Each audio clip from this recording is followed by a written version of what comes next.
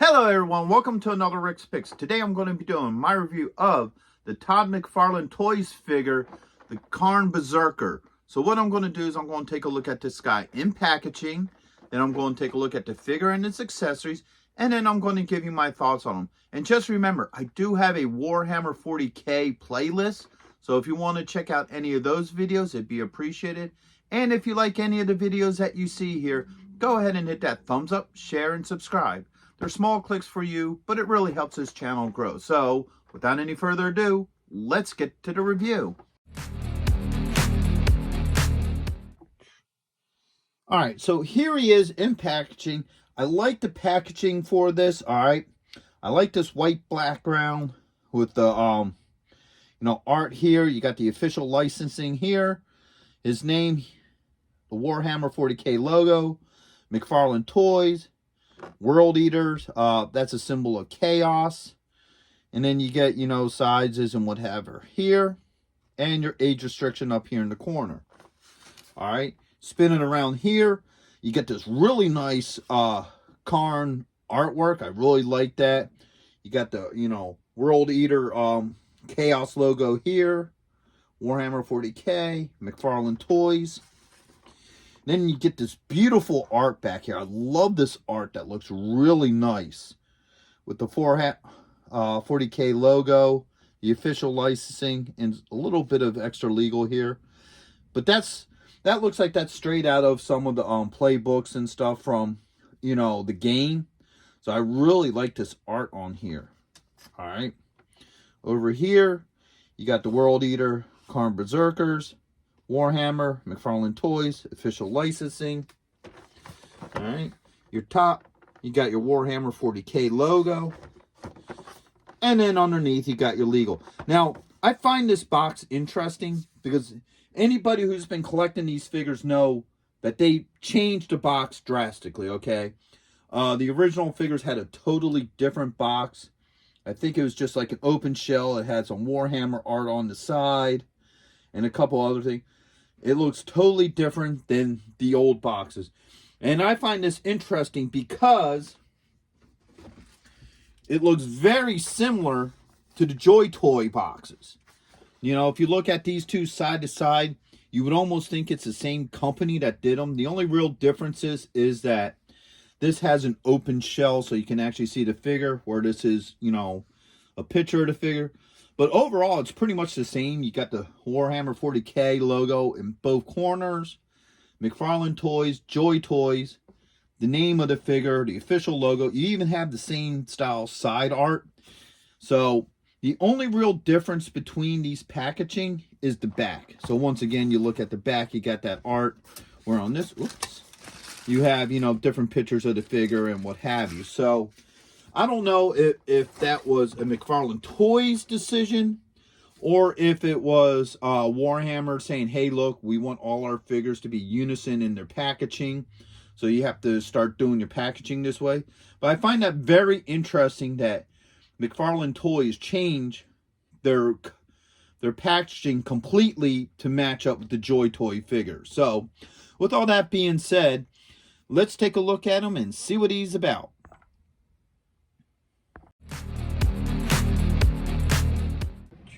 Okay, so here he is out of packaging. He's a decent looking figure. I like the whole look to him.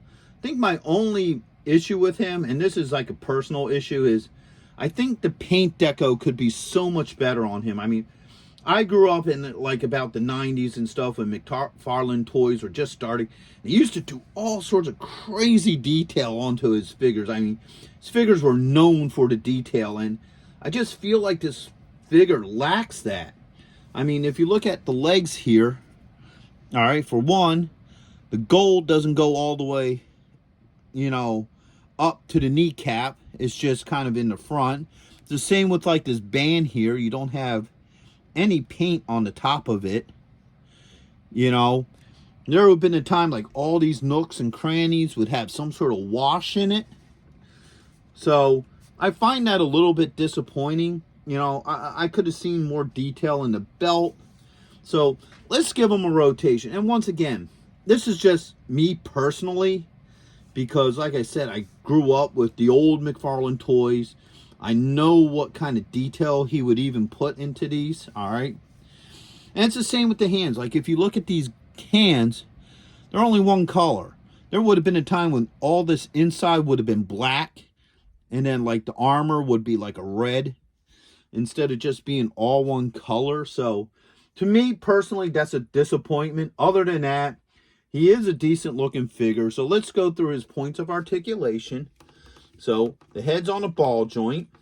You got a shoulder joint. You have a swivel. All right. You do have an elbow joint. And you also have a wrist joint. All right. Get those arms up. You do have a joint right here under the rib. All right. And you do have a joint here at the belt line. Okay. You have a thigh joint, a knee joint. All right. And you do have an ankle and toe joint. All right.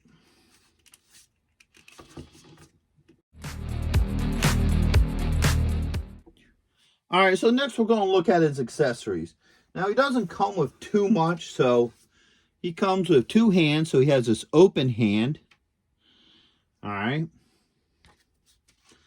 And then he has this open hand. Whoops. All right. Which is actually your trigger finger. All right. He comes with a chain axe, which is really nice. I like that. All right. He comes with a plasma pistol. And once again, I feel like there could have been more detail on this. Like maybe these could have been a white. The chain could have been a gray. I feel like there could have been more detail to this. This could have been a gloss blue instead of just, you know, a light blue. And it's the same with like his life support pack here. You know, I feel like there could have been more done with this. These could have been painted. This could have been a gold. You know, there's just so much that could have been done with this character that I feel like they just didn't do. So let's see how well all this works. So first off, let's put the pack on him. He has a hole right here in the back. This just slides in. Okay, no issues with that. All right, this is the hand for your axe. These fingers are really tight, so this might be a little bit of a hair of an issue to get in there. All right. Yeah, that's really tight.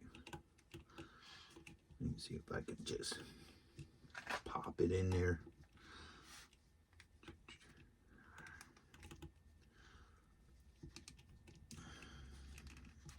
All right. You know, distort the thumb a little bit. All right, so a little bit of pressure. The axe does make it into the hand. All right, as you see, no issues with it there. All right. Of course, it looks like it's a little too. Looks like the axe is a little too heavy for this wrist because it just wants to plop around. I find that kind of disappointing. All right. And now for the plasma pistol. Once again, you got another really tight joint. All right. But it did go in. No issues. The trigger finger does fit inside the trigger hole. All right. So let's take this hand off. All right. And put this hand in.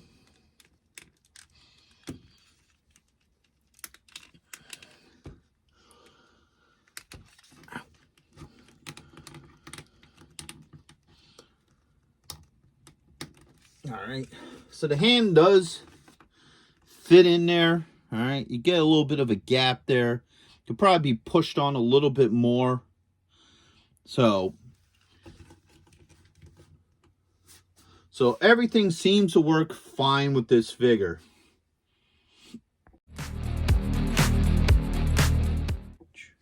All right, so overall, he's not a bad figure. All right. Most of my issues are personal issues with it. Like I said, I really think they should have took the time and given him a better paint deco. You know, definitely, you know, cleaned up the edges a little bit more. Maybe added a wash. Put some more detail in it. Like once again, you can even see it in these hands to where you could see this should have been a black. You know, in here. All that should have been black. Because everywhere else on his armor, the gaps is a black. So that's probably my biggest disappointment with him is the paint deco. I don't like the factor that his hand can't really hold a hammer very well. That, you know, it will flop over on you. All right, I mean, it will hold it for a minute. But, you know, that's my other issue with it. Other than that, he's a pretty decent figure. You'd probably go good with the rest of your McFarland, you know, Warhammer figures. So, me personally, I would probably say go with the Joy Toys. You know, they're a little bit more expensive, a lot more detailed. You know, and their weapons seem to hold a little bit better. But for the price point that he was at too, you know, he isn't so bad of a figure.